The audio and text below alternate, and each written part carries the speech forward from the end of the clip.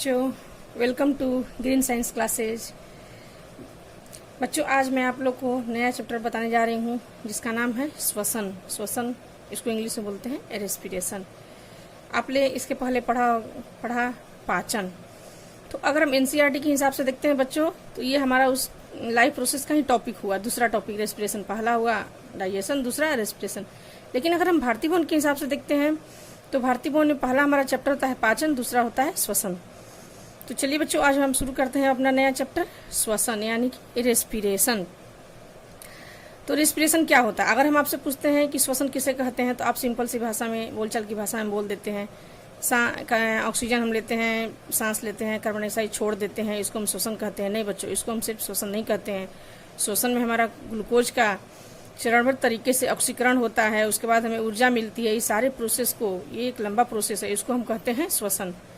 सिर्फ सांस लेना और सांस छोड़ना ही प्रोसेस श्वसन का नहीं हुआ, उसको सिर्फ हम ब्रीथिंग कहते हैं।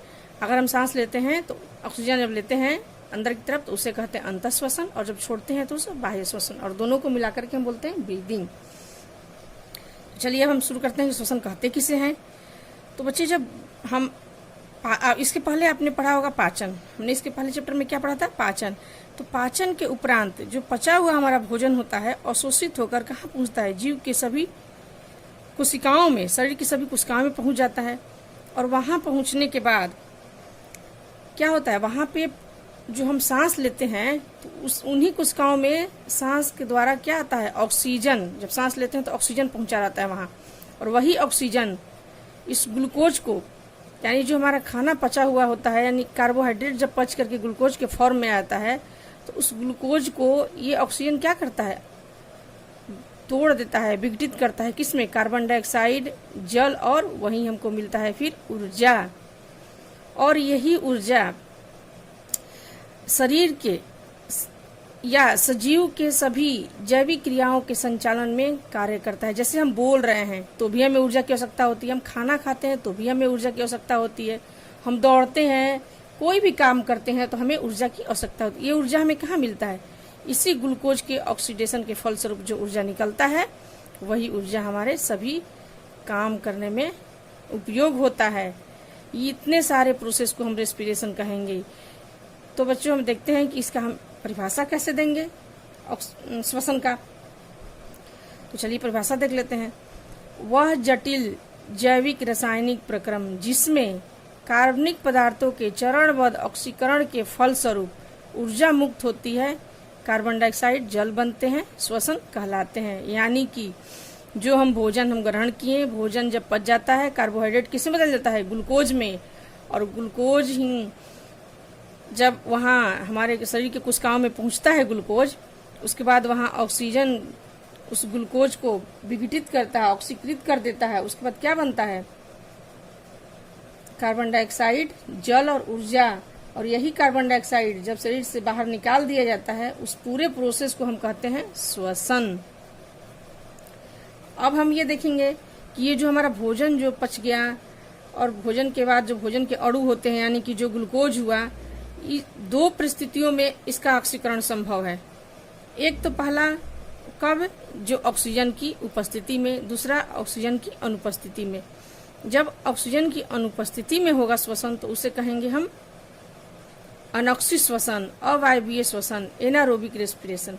और जब ऑक्सीजन की उपस्थिति में होगा तो उसे कहेंगे ऑक्सी श्वसन, वायवीय श्वसन या एरोबिक रेस्पिरेशन।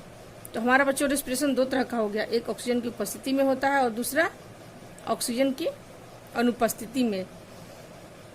तो ऑक्सीजन की जब उपस्थिति में होता है तो उसमें ग्लूकोज का क्या होता है? पूर्ण रूप से विखंडन हो जाता है। और ग्लूकोज पूर्ण रूप से विखंडित होकर, देखो बच्चों, ये ऑक्सीजन की उपस्थिति में हो रहा है, तो इसमें क्या? कार्बन डाइऑक्साइड, जल बनता है और ऊर्जा निकल रहा है। इसमें जो ऊर्जा निकलती है जब ऑक्सीजन की उपस्थिति में होता है हमारा रेस्पिरेशन यानी कि श्वसन, तो बहुत ज्यादा मात्रा में ऊर्जा निकलती है। और ये जो ऑक्सी श्वसन है, ये कहाँ? इसका प्रथम चरण कोशिका द्रव में होता है, दूसरा चरण इसका पूरा माइटोकॉन्ड्रिया में पूरा होता है। बहुत सारे एंजाइमों की उपस्थिति में चरणबद्ध तरीके से ग्लूकोज का ऑक्सीकरण होता है, और ये कहाँ होता है? माइटोकॉन्ड्रिया में होता है। यानी कि हमारा जो ऑक्सी श्वसन है वो माइटोकॉन्ड्रिया में होता है। और इसमें जो ऊर्जा उत्पन्न होता है बहुत ज़्यादा मात्रा में, अधिक मात्रा में उत्पन्न होता है। अब हम देखते हैं अनाक्षिक श्वसन क्या है, यानी कि अनारोबिक रेस्पिरेशन। तो अनारोबिक रेस्पिरेशन है बच्चों, ये ऑक्सीजन की अनुपस्थिति में होता है, यानी कि इसमें ऑक्सीजन नहीं होता है। तो जब ये अनाक्षिक श्वसन की जो क्रिया पूरी होती है वो कोशिका द्रव में होती है। इसमें जो ग्लूकोज टूटता है तो बहुत कम मात्रा में एनर्जी निकलती है, और जब ये इसमें अनाक्षिक श्वसन में ग्लूकोज टूटेगा तो पाइरूवेट, इथेनॉल और लैक्टिक एसिड का निर्माण होता है। इसको हम अभी दिखा देते हैं बच्चों कैसे इसमें क्या बनता है। ये हमारा हो गया बच्चों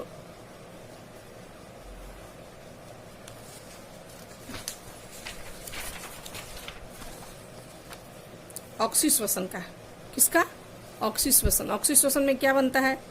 ग्लूकोज टूटा, ये ग्लूकोज का सूत्र हो गया C6H12O6। ऑक्सीश्वसन मतलब ऑक्सीजन की उपस्थिति में हो रहा था। ये क्या बन गया? कार्बन डाइऑक्साइड, जल और एनर्जी निकलता है। इसमें बहुत ज्यादा मात्रा में एनर्जी निकलता है। किसमें? ऑक्सीश्वसन में। ये हमारा ग्लूकोज हो गया। अब हम देखते हैं कि अनॉक्सिक श्वसन मतलब अवायवीय रेस्पिरेशन, एनारोबिक रेस्पिरेशन, उसमें ऑक्सीजन की उपस्थिति नहीं होती है, यानी कि ग्लूकोज उसमें टूट के क्या बनेगा?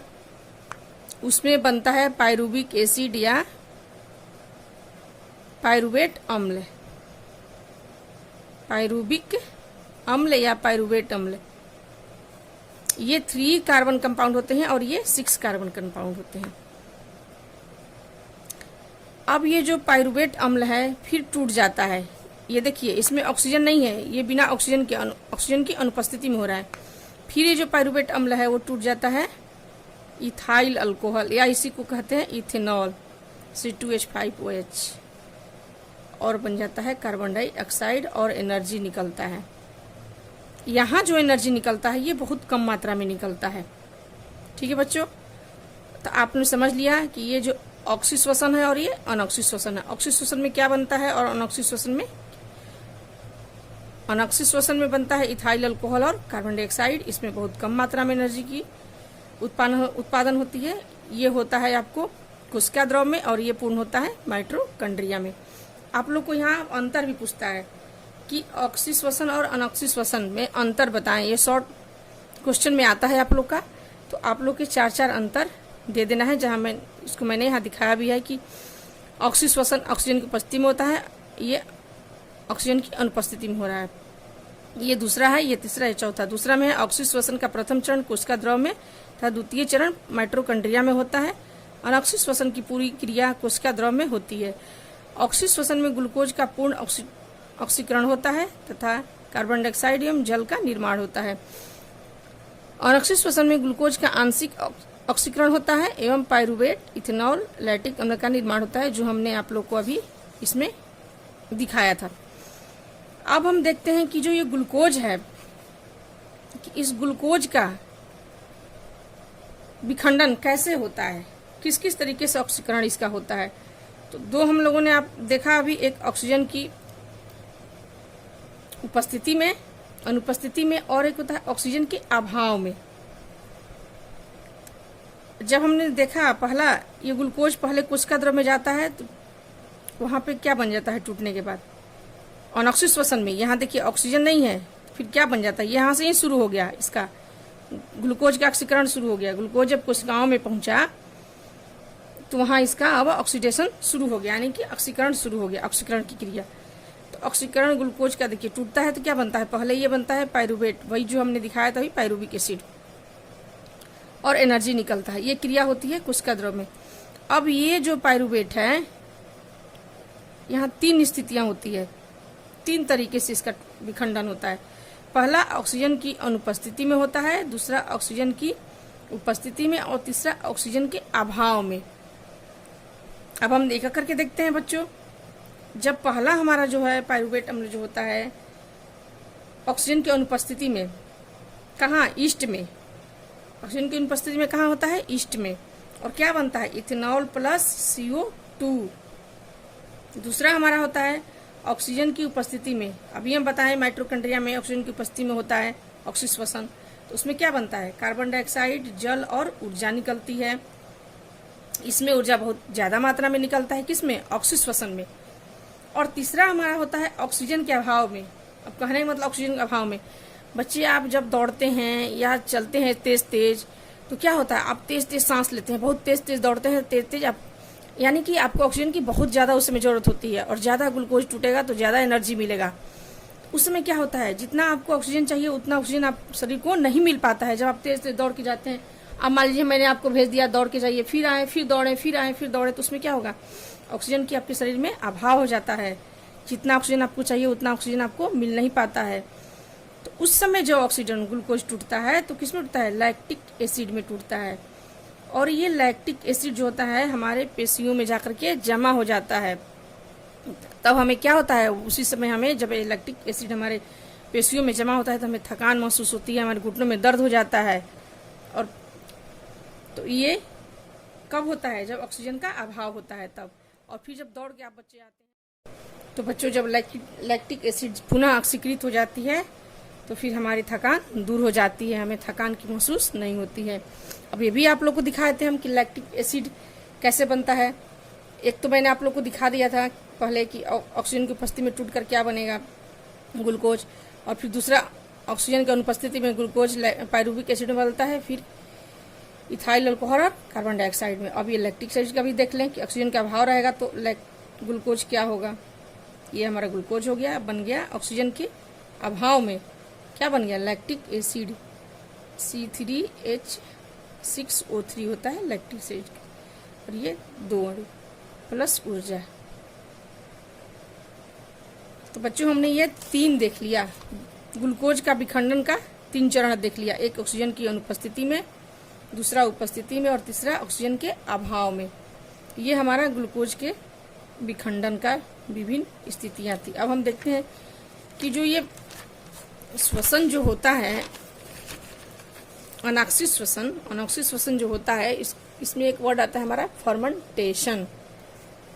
अनाक्षित श्वसन का वह प्रक्रम जो जाइमेज एंजाइम के प्रभाव में होता है तथा जिसमें ग्लूकोज के सरलीकरण के फलस्वरूप इथाइल अल्कोहल एवं ऊर्जा उत्पादन होती है, किण्वन कहलाती है। किण्वन हमेशा पूछता है, परिभाषा इसका पूछ देता है कि किण्वन की परिभाषा क्या है, तो उसका सूत्र भी साथ में हम रासायनिक समीकरण भी लिखेंगे। जैसे अनाक्षित श्वसन में ये हो गया ग्लूकोज, जाइमेज एंजाइम की उपस्थिति में क्या बन रहा है, इथाइल अल्कोहल और कार्बन डाइऑक्साइड, और ऊर्जा निकल रही है। तो ये हुआ हमारा किण्वन। अब बच्चों हम एक पढ़ते हैं ग्लाइकोलाइसिस। ग्लाइकोलाइसिस क्या है, तो ग्लूकोज से पायरुविक अम्ल बनने की क्रिया को हम कहते हैं ग्लाइकोलाइसिस। जैसे हम, तो बच्चों आज हम लोगों ने क्या क्या पढ़ा, आज हम लोगों ने रेस्पिरेशन की परिभाषा पढ़ा कि रेस्पिरेशन किसे कहेंगे, रेस्पिरेशन के प्रकार को हमने देखा कि ऑक्सीजन श्वसन, अनऑक्सीजन श्वसन किसे कहेंगे, दोनों में अंतर क्या है। और तीसरा हमने देखा कि ग्लूकोज का विभिन्न चरणों में विखंडन कैसे होता है, किन किन परिस्थितियों में होता है। एक ग्लूकोज की ऑक्सीजन की उपस्थिति में, दूसरा ऑक्सीजन की अनुपस्थिति में, और तीसरा ऑक्सीजन के अभाव में। तीनों हमने देखा। इतना तक आज हम लोगों ने पढ़ा। अब अगले वीडियो में हम पढ़ेंगे रेस्पिरेशन तंत्र, श्वसन तंत्र, रेस्पिरेटरी सिस्टम।